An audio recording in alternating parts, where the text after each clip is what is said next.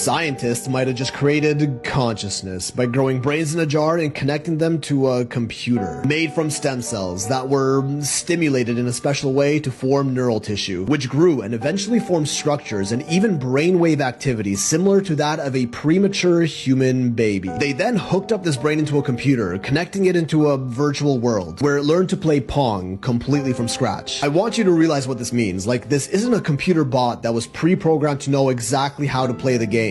That's easy. It's an organic brain that they grew themselves that was given Pong with no instructions, and it just taught itself how to play, which is honestly nothing new. That's just AI, but this is organic AI, which happens to learn quicker and is also more energy efficient than traditional AI. It learned to play Pong in about 10 to 15 rallies, when a regular computer AI would take around 5,000. Albeit the computer AI can simulate those 5,000 rallies much quicker, but that takes a lot more computing power, which is sorta our main bottleneck with AI at the moment.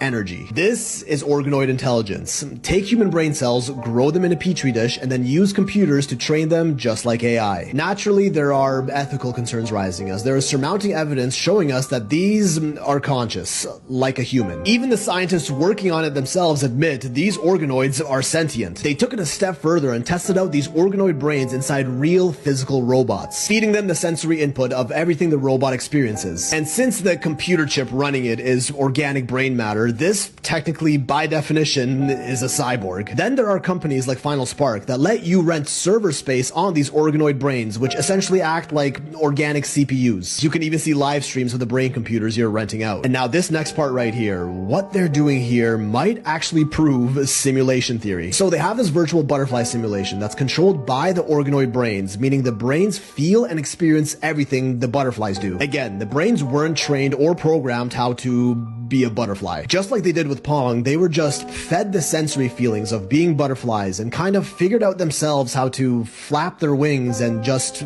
exist. Much the same way you weren't pre-programmed to walk or talk. You experienced sensory inputs in the forms of sight, sounds, touch, and learned, taught yourself along the way. This is an organic brain being fed computer data to make it believe it actually exists in a simulated world, and it's also likely sentient. This company essentially just created the Matrix for butterflies, and its consciousness is available for you to rent out. And when no one's using it, it still just continues to exist with no human interaction whatsoever. If the brains really are conscious, as the scientists suggest, they're not gonna know they're this organoid computer brain in a lab hooked up to a virtual simulation. They're gonna believe that they really are that butterfly. If that's the case, what's stopping all of us from being our own organoid brains in some lab in a different dimension? Meaning this, everything we see and experience right now is our own simulation that we've been plugged into, except we're not butterflies, we're humans. And everything we do, every decision we make is not by our own free will, but by some, I don't know, fifth dimensional entity renting server space in our brains. Just the same way this Final Spark neural platform lets us do. And when we sleep, maybe our idle brain computational power is used for other purposes, which we experience as dreams. Okay, I'm gonna stop right there. You gotta sleep tonight. Are we really brain organoids, existing in our own petri dishes, connected to and experiencing a fully virtual simulated world? Because we just pulled it off. And according to simulation theory, if we're capable of creating virtual simulated realities, then chances are we're already living in one.